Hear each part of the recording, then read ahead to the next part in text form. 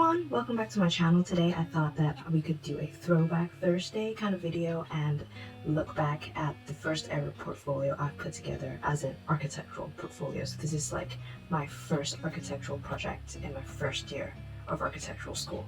So I did include this project in my final year portfolio as in a portfolio that I applied for work. If you're interested in seeing that video, I'll put a link up here somewhere.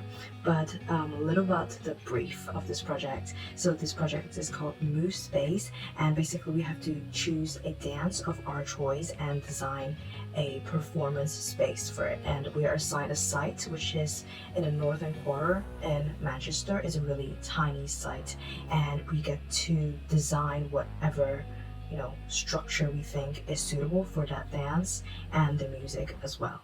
So here we have the cover page that I made for my portfolio, which seems like, oh, it's very, simplistic and minimalistic. Like, I just couldn't think of a nice image for my portfolio, so I just did like minimalistic black and white, cover for that portfolio, and it kind of works, I think, a little. So here's my table of contents. This is actually table of contents with another project, but we see here it's called Move Space. So I divided it into different categories, like introduction to the dance that I chose, which is tango, and then doing some research about the dresses, the music, and then looking at precedents and then design process, model making, and then some final outputs. The cover page for this project, I did like the perspective drawing. It was on A2, it was hand drawn, and I think I scanned it in and coloring on an iPad. And you see there's no color here, it's like gray, because my first tutor said that why would you go for colors when you can do black and white? And I was like, okay, she's my tutor, I have to accommodate to her likings to get a good grade. And so I did that. Here we have tango. Oh, you see here, like, the composition of the page is just so disastrous because I really don't know what is a good way to put information on a page. So you can see here, like, I put all the information on the left side of an like A1 or A2 page, and like left the right side completely blank. So you see, very lost in terms of composition of the page, in terms of research as well. So bullet points to highlight what I found important and interesting. Did some research diagram, images, basically just copying off Google with no personal touch at all. So if I were to redo it now, I would have done more research, do a historical timeline of the dance, history of it, maybe color theme of it, emotional mapping and things like that, instead of just getting photos straight off the internet. So I did like some drawings of like, what instruments are used, and then found a really romantic and kind of like a very aesthetic image of tango dancing that makes you feel like, whoa, the passion is there, the fire is there, and like this unique texture thing which brings nothing really to the project, but it just feels like there's some texture, it's unique.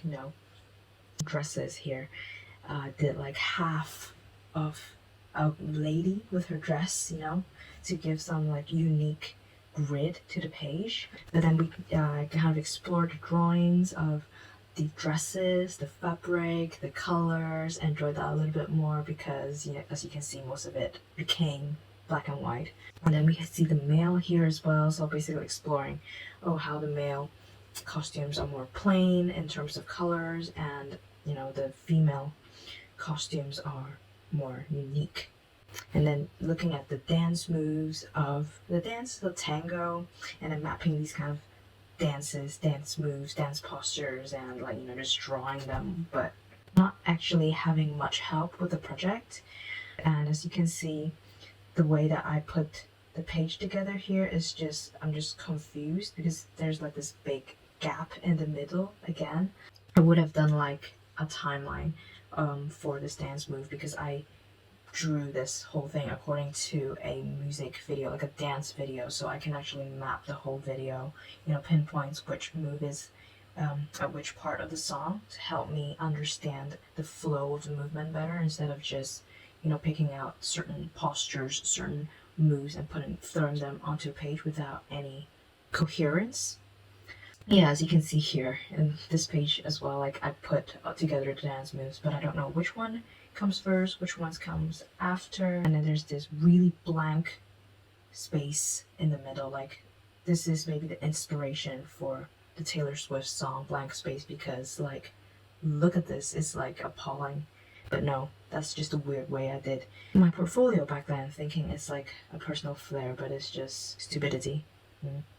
So some site analysis which we did was like a group together. We didn't really get like a lot of guidance, which I got really lost because the tutor just told us to sketch, to sketch, to sketch. So the sketches, like as you can see, is drawn on the right, but it doesn't help me understand the site. The group mates started like mapping out different things in the area, and then I gradually knew more about how to do site analysis. And there's like site history. They told us to do a collage as well, so I did a collage of the buildings there, which really didn't help a lot. I thought it was really just really aesthetics back then. Collage are supposed to tell more story behind it. So more site analysis. There's like some artwork, some drawings of the site again, I think from other people in the group, and then some demographics, noise pollution, different kinds of information we can get about the site, about the area, and then did another collage about visuals, and then like very large blank space in the middle again for some reason. Just baffles me. And then we have more site analysis again, like we have the sunlight, shadow analysis, site buildings, looking at presidents, which is disastrous once again because you see there's this huge blank space in the middle, which could have been like my personal analysis and things like that, but no, I just put like photos of the presidents and like basically like a paragraph saying what the president is, but no personal analysis at all. So that didn't really inform why it was in my project. It's just oh, I'm just cringing right now at like what am I doing? Like it's basic common sense. Like even in like at school, a PowerPoint presentation, I wouldn't do this. Why would I do that in a portfolio? Oh my god. Anyway, moving on to the design process, which is like the main part of the portfolio. So doing like some sketch models to explore the form, how it is inspired by dancing, and then doing some mapping. I think I kind of like these pages because it's like a documentation of the exploration that I did, but at the same time the tutors didn't really teach us how to put those findings into the portfolio, so I just chuck everything on there, but you're not supposed to. And so you can see like some of them are quite refined, some of them are just really brief sketches, but you can see no connection between them because I just really don't know how to connect them, because sometimes my design process is fragments. It's like here and there everywhere. It's not like one continuous flow of thoughts. And then we have to do like a model, 1 to 50 model as like a final output. So I put some of the design process for the models here, and I sketched like a flow diagram of how I did it, which was in retrospect kind of like maybe the smartest thing I did out of the whole portfolio. And then some final nice photos of the model, but I just photographed it in my dorm room, which I shouldn't have. I should have gone to like the professional photography studio and do that to get like actually nice photos. And then we have to do like 1 to 50 section, a plan, perspective drawing as well. Like you can do other drawings, but it's not like the mandatory thing. So I was like, well, I'm lazy, so I just did the bare minimum, which I shouldn't have. I have another one which looks way worse, and then we had a chance to redo things that we didn't like about our portfolio during Christmas, and I redid this part and did some shading. So yeah, as you can see again, it's black and white again, and then a plan, and then this perspective, which I didn't color in, and just put it there, and then I colored it in on my iPad and put it as the cover page.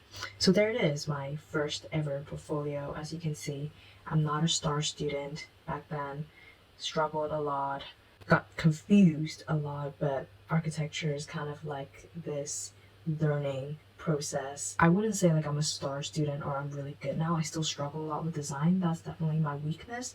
So as long as you have this attitude to keep on learning and not give up and refuse to let it beat you down, I think you will actually gain something out of this. So that's it for today. It's nice to look back. Hope you like this video.